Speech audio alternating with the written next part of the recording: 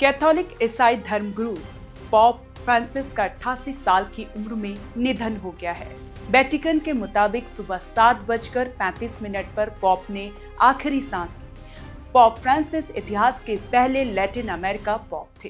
Pop दुनिया के सबसे छोटे देश वेटिकन के राजा थे। इस देश का आकार सिर्फ आधे स्क्वायर किलोमीटर से भी कम है। आबादी महज 764 लोगों की। ये इटली की राजधानी रोम के अंदर बसा है। ये इतना छोटा देश है कि दिल्ली में 3000 से ज्यादा वेटिकन समा सकते हैं। ये छोटा सा देश दुनिया की 130 करोड़ कैथोलिक आबादी की आस्था का केंद्र है।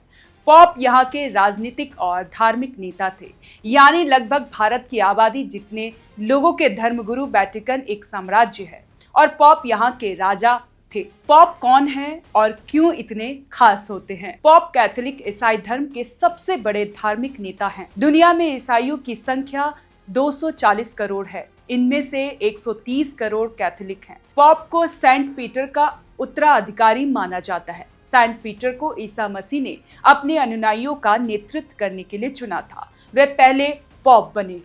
पॉप के प्रमुख दायित्वों में दुनिया के नेताओं से मिलकर धार्मिक संवाद करना और शांति के लिए प्रयास करना शामिल है। वे कार्डिनल सलाहकारों का समूह, बिशप और चर्च के अन्य अधिकारियों की नियुक्ति करते हैं।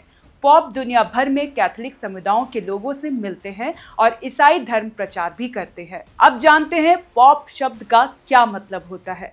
पॉप शब्द को ग्रीक के पापस और लैटिन के पापा शब्द से लिया गया है, जिसका मतलब होता है पिता। पॉप के बख्तरबंद वाहन को पॉप मोबाइल कहा जाता है। पॉप को लाल रंग के जूते यीशु मसीह के खून से सने पैरों का प्रतीक माना जाता है। पॉप पद की शुरुआत सेंट पीटर से हुई है। वे ईसा मसीह के 12 शिष्यों में से एक थे। कैथोलिक मान्यताओं के मुताबिक ईसा मसीह ने सेंट पीटर को अपने अनुयायियों का नेता बनाया। इससे वे रोम के पहले बिशप बने। रोम के सम्राट नीरो के शासनकाल में 64 से 68वीं सदी के बीच सेंट पीटर की हत्या कर दी गई थी। उनकी समाधि पर ही बाद में सेंट पीटर्स बेसिलिका बनी। शुरुआत में पॉप को बिशप भी कहा जाता था। सम्राट कॉन्स्टेंटाइन ने 313वीं ईस्वी में ईसा धर्म को मान्यता दी। इसके बाद पॉप का प्रभाव बढ़ना शुरू हुआ। 380 ईस्वी में सम्राट थियोडोसियस प्रथम ने ईसा धर्म को रोमन साम्राज्य का आधिकारिक धर्म घोषित कर दिया। इससे पॉप की ताकत बढ़ गई। 1309 ईस्वी में पॉप का ऑफिस फ्रांस के एविगन में शिफ्ट हो गया। हालांकि 1377 ईस्वी में वापस इसे रोम शिफ्ट कर दिया गया। 756 ईस्वी में 1870 तक सेंट्रल इटली में रोमन कैथोलिक प्रभाव बने इलाकों पर पॉप का शासन रहा। पॉप और कैथोलिक चर्च से जुड़े विवाद। बैटिलिक स्कैंडल 2012 में पॉप बेनेडिक्ट 16वें पोप थे। तब हिज यानी हॉलीनेस नाम की एक किताब प्रकाशित हुई जो उनके गुप्त दस्तावेजों पर आधारित थे। ये निजी दस्तावेज पॉप के अपने बटलर ने एक लेखक को लीक कर दिए थे। इन दस्तावेजों की जांच के बाद एक आंतरिक जांच हुई। इसमें पता चला कि कुछ बाहरी लोग समलैंगिक बिशपों को ब्लैकमेल कर रहे थे, क्योंकि वे अपने ब्रह्मचर्य के नियमों को तोड़ चुके थे। इस विवाद के बाद पॉप बेनेडिक्ट 16 ने 2013 में पॉप पद से इस्तीफा दे दिया। कैथोलिक चर्च में बच्चों के साथ यौन शोषण। कैथोलिक चर्च के ऊपर लंबे समय से आरोप लगते आए हैं कि कई पादरियों और संतों ने बच्चों का शोषण किया। पॉप फ्रांसिस ने अप्रैल 2014 में अपनी पहली बार चर्चों में बच्चों के साथ होने वाले यौन शोषण की बात स्वीकार की और सार्वजनिक माफी भी मांगी।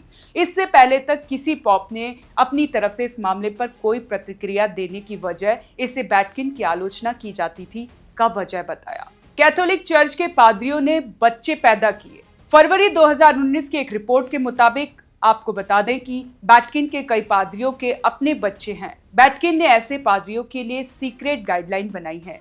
एक रिपोर्ट के मुताबिक जब वेटिकन के प्रवक्ता ने बताया था, मैं इस बात की पुष्टि कर सकता हूं कि एक गाइडलाइन मौजूदा है। ये दस्तावेज वेटिकन के अंदर इस्तेमाल के लिए है, ये पब्लिश करने के लिए नहीं है। वेटिकन प्रवक्ता ने बताया था कि इन सीक्रेट गाइडलाइन के तहत बच्चे पैदा करने वाले पादरी को अपना पुजारी का पद त्याग कर एक पिता के तौर पर अपनी जिम्मेदारी उठाने के लिए कहा गया था। तो कैसी लगी आपको ये जानकारी? हमें कमेंट कर जरूर बताएं और देखते रहें one nation one group news.